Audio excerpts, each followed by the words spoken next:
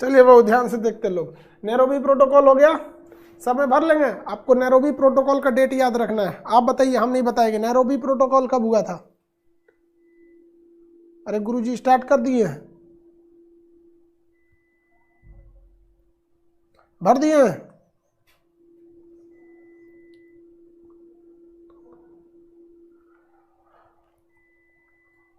अरे कब हुआ था आप बताएंगे? नैरोबी प्रोटोकॉल हम क्या लिए बताएंगे? फिर से आप बताइए। इसका डेट हम नहीं बताएंगे, हम डेट छोड़ देंगे। छोड़ देंगे तो छोड़ ले देंगे, हम सब हम ही बताएंगे। आप लोग कुछ नहीं मेहनत करेंगे। हम तो बता दिए नैरोबी प्रोटोकॉल केन्या में पर्यावरण बचाने के लिए था। इसमें कुछ नहीं करना है यार, डेट लिखना है किस जगह में था और किस लिए था। जैसे मॉन्ट्रियल प्रोटोकॉल 16 सितंबर 1987 कनाडा, ओजोन बचाने के लिए। रियो प्रोटोकॉल 1992 ब्राजील, पृथ्वी सम्मेलन था, एजेंडा 21। नैरोबी प्रोटोकॉल डेट आप लिखेंगे, पर्यावरण बचाने के लिए Kenya. Kyoto protocol 1997 Japan, carbon dioxide को कम करने के लिए कार्बन क्रेडिट दिया गया था। हो गया काम खत्म। आप भरेंगे?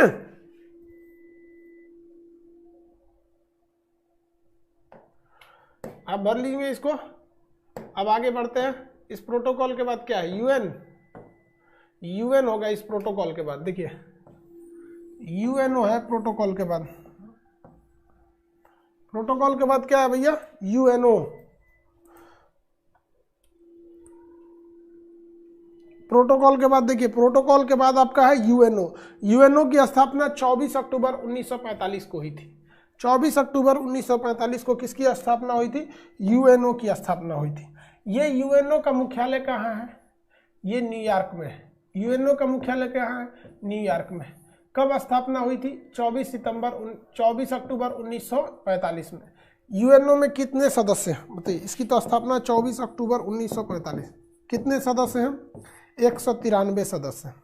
कितने? 193। सबसे नया सदस्य कौन है, यानी जो 193 में? दक्षिणी सूडान, साउथ सूडान। दक्षिणी सूडान ये है भैया सबसे नया सदस्य।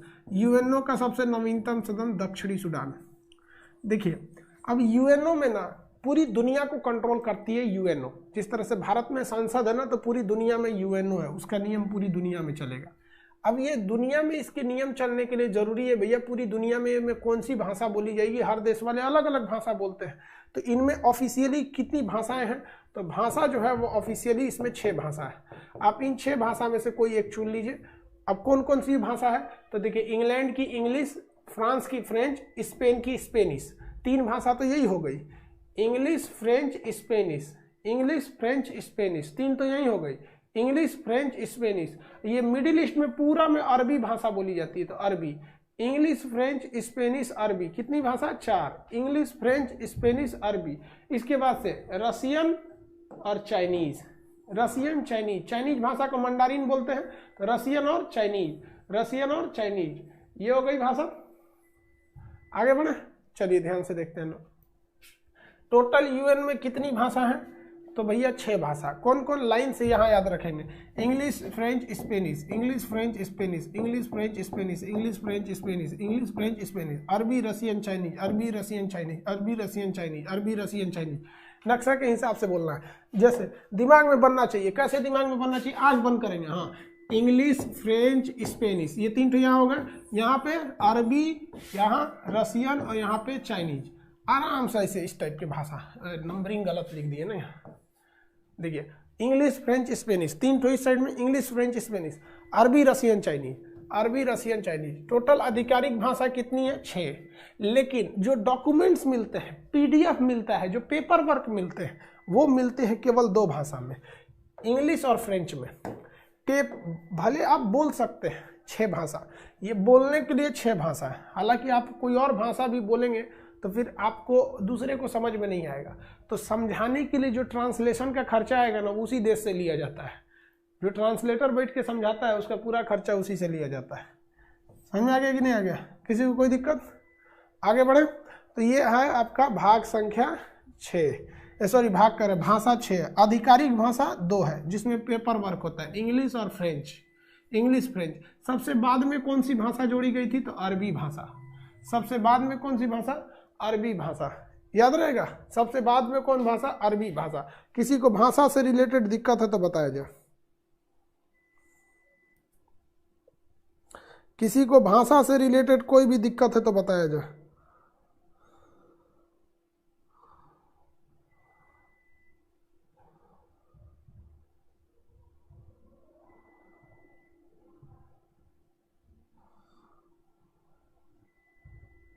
किसी को भाषा से दिक्कत है तो बताया जाए। भाषा से कोई दिक्कत नहीं है। हिंदी क्यों नहीं है भाई साहब? पूरा हिंदी का खर्चा उठाना पड़ेगा भारत को। पूरे हिंदी का खर्चा किसको उठाना पड़ेगा? भारत को उठाना पड़ेगा। और क्या कर लेंगे हम लोग? वहाँ महीना में एक दिन, साल में एक बार जाके वहाँ भाषण देना है। तो वैसे भी हिंदी को, अरे भाई पूरे भारत में तो हिंदी पूरी तरह से लीगल नहीं है। मतलब लीगल क्या करें, उतना हाई नहीं है। देखो अगर हर देश ये सोचने लगे कि भैया मेरी भाषा क्यों नहीं, अब मान के चलिए कि बांग्लादेश के लोग सोचेंगे बंगाली क्यों नहीं, नेपाल के लोग सोचेंगे नेपाली क्यों नहीं।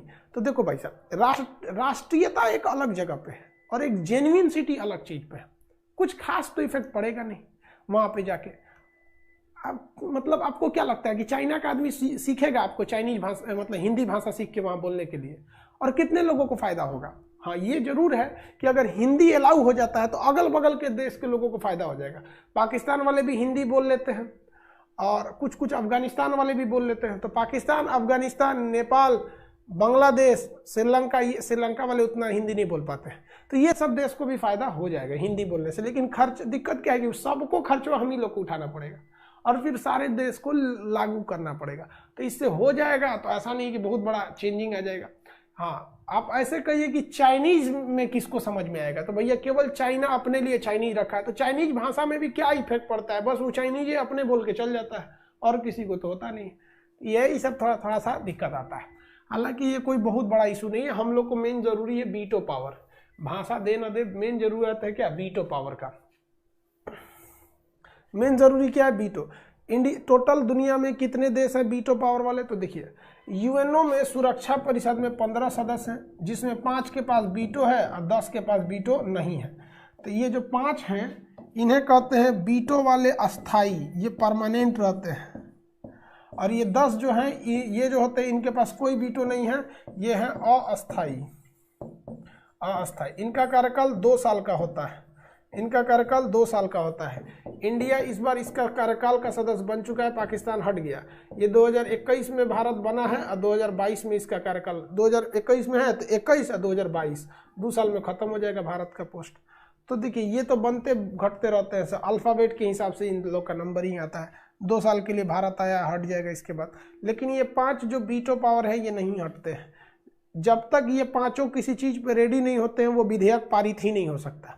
यानी किसी भी विधेयक को पारित करने के लिए पूरी दुनिया में से ये 5 का रेडी रहना जरूरी है। ये 5 वही देश हैं जो द्वितीय विश्व युद्ध को जीते थे। कौन कौन? तो पहला अमेरिका, दूसरा ब्रिटेन, तीसरा फ्रांस, चौथा रसिया, पांचवा चाइना। तो टोटल कितने देश के पास वीटो है? 5। कौन कौन? यूएसए, अमेरिका, ब्रिटेन, फ्रांस, रूस, चाइना। अमेरिका, ब्रिटेन, फ्रांस, रूस, चाइना। अमेरिका, यहाँ देखिए दोनों एक पास, ब्रिटेन, फ्रांस, रूस, चाइना। अमेरिका, ब्रिटेन, फ्रांस, रूस, चाइना। देखिए ब्रिटेन फ्रांस एक दूसरे के दुश्मन रहते हैं सब, लेकिन लगता है ये दोस्त है। रूस चाइना एक दूसरे के दुश्मन है लेकिन लगता है कि दोस्त है सब। अमेरिका को किसी से मतलब नहीं। ये लोग ससुरे अलगे दुनिया के हैं। इन लोग का एक अलगे दुनिया है। पूरी दुनिया में मार कराओ, हथियार बेचो। पूरी दुनिया में मार करा दो, हथियार बेच दो, कोई फायदा नहीं होता है। समझ में आ गया कि नहीं आ गया? कोई दुनिया में कोई फायदा नहीं होता इन लोग से। टोटल कितने देश? हाँ, इनका कहना सर चाइना सेकेंड वर्ल्ड जीता था। नहीं भैया, देखिए चाइना ने हमला किया था जापान के ऊपर और जापान में ये जीता नहीं, लेकिन जापान पे परमाणु बम पटका गया, बस जापान पे ये हावी हो गया। इसलिए इसे माना जाता है कि ये भी एलाइज कंट्री के साथ था। किसके साथ था? Allies country. द्वितीय विश्व युद्ध लड़ा था, किससे लड़ा था? जापान से लड़ा था, केवल जापान से लड़ा था सेकेंड वर्ल्ड वॉर के वक्त। किसी कोई दिक्कत? टोटल कितने देशों के पास वीटो है? How many countries have veto?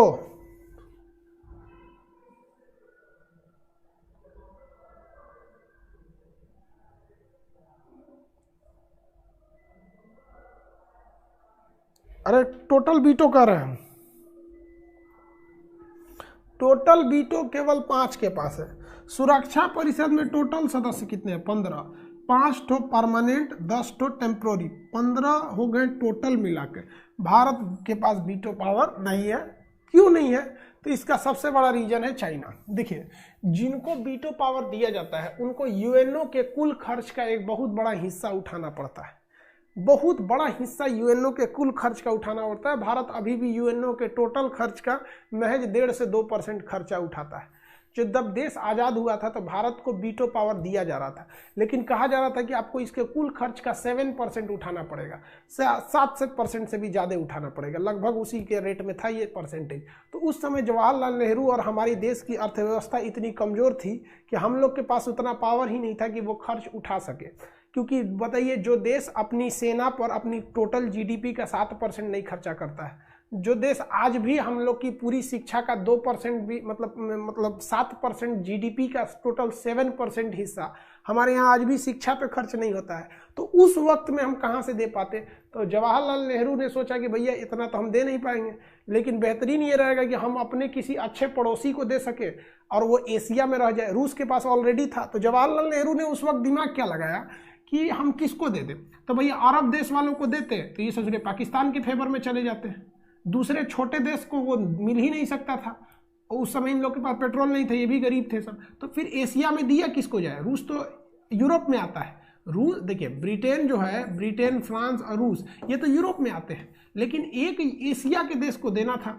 अब नेहरू को लगा कि चाइना हमारा साथ देगा, इन्होंने प्रीफर कर दिया चाइना को, चाइना ने उतने पैसे दे दिए। अब हम लोग के पास वीटो गया, तो इसके पीछे केवल नेहरू जिम्मेदार नहीं बल्कि देश की अर्थव्यवस्था मेन जिम्मेदार थी।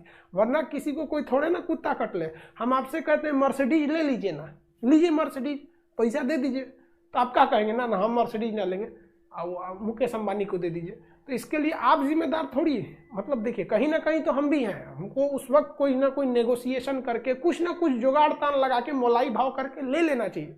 अब इतिहास में की गई गलतियों को आप सुधार नहीं सकते, लेकिन इतिहास में की गई गलतियों को अगर आप देखना है कि वो गलती क्यों थी, तो उस समय के परिदृश्य के हिसाब से सोचिए कि उस समय हमारी सेना के पास 1962 में लड़ने के लिए जूते नहीं थे। रीजन क्या है? पैसे ही नहीं थे हम लोग के पास, बहुत कम पैसा था, तो सूखा वगैरह था, तो गरीबी अंग्रेज सब पूरी तरह से चूस के हम लोग को भेजे थे सब। 200 साल में तो अंग्रेज चूस लिए सब हम लोग को। तो क्या लगता है आपको कि देश की आज़ादी के वक्त में हम बहुत बड़े अंबानी अंडानी थोड़ी थे लोग उस वक्त में? तो इसलिए चाइना को दिया गया। इसमें दो तीन चीज़ें जिम्मेदार थी हमारे वीटो के पास।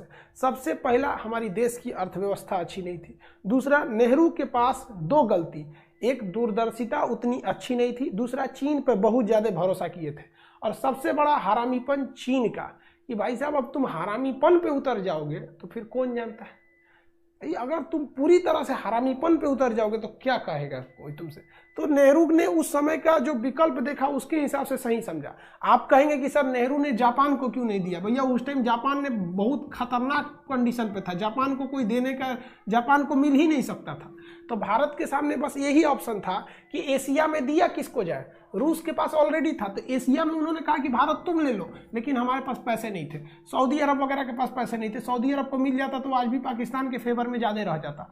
तो इन्होंने सोचा कि चीन को दिला देते हैं और चीन से एक समझौता करा देंगे, पंचशील समझौता, कि हम लोग एक दूसरे के मैटर में हस्तक्षेप नहीं करेंगे और अंतर्राष्ट्रीय मैटर पे तुम हमारा सपोर्ट करना, क्योंकि हमने तुमको चीन का वीटो दिलवाया है, और हम एक दूसरे पे युद्ध नहीं करेंगे। तो नेहरू की तो नीति सोच से तो सही थी, लेकिन सचरा दूरदर्शिता कम था, जरूरत से ज़्यादा भरोसा कर लेना, ये भी कर लेना, दिक्कत हो गया इस वजह से। तो ये गलती रह गई हम लोगों से। समझ में आ गया कि नहीं आ गया?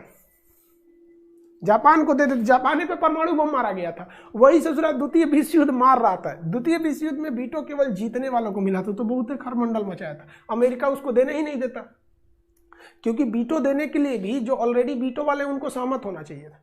तो उस समय नेहरू के पास 2 ही ऑप्शन थे, या तो अपना वीटो दूसरे को हैंड ओवर करे, नहीं तो उतना खर्च उठाए। हम लोग आज भी उतना खर्च नहीं उठा पाते हैं।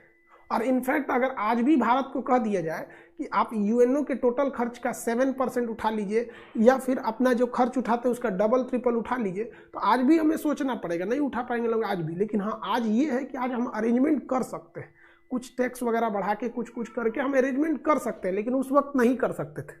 उस वक्त बहुत ज़्यादा दिक्कत था। सोचिए ना, पॉलिटी के क्लास में कहा है कि शिक्षा का अधिकार था, मुफ्त में मिलना चाहिए था, लेकिन उस समय नीति निर्देशक तत्व में डाल दिया गया क्योंकि पैसे ही नहीं थे।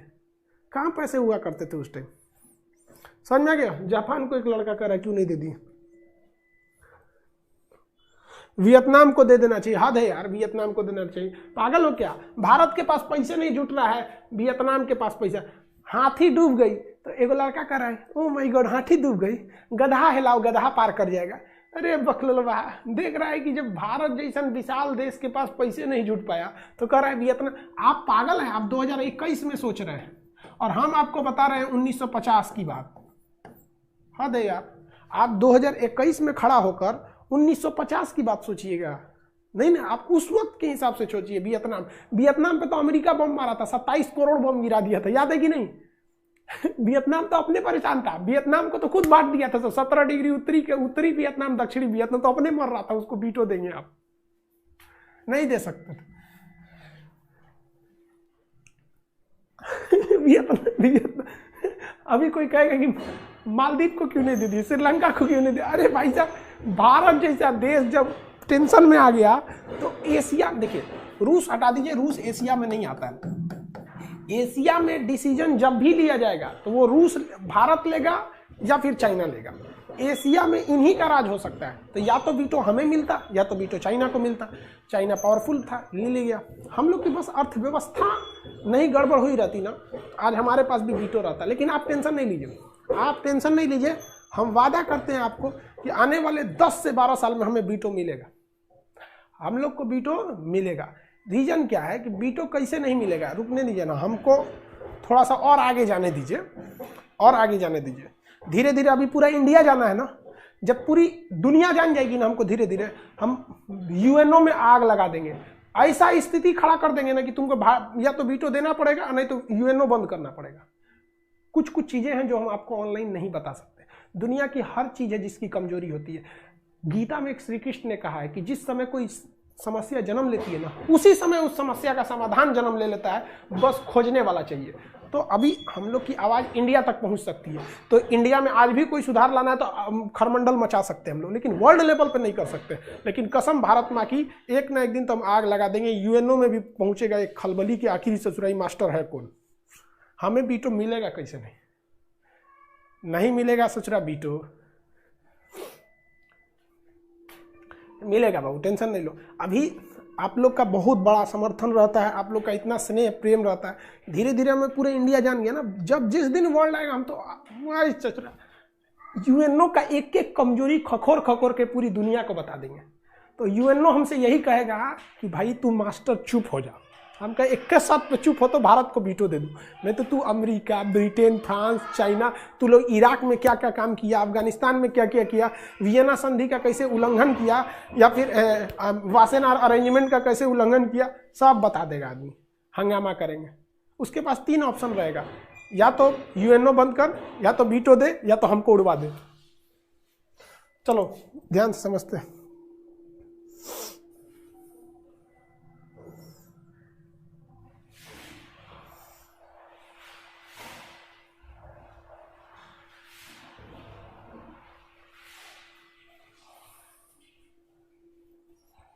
आने वाले वक्त में होगा बाबू, चलो ध्यान से समझते लो।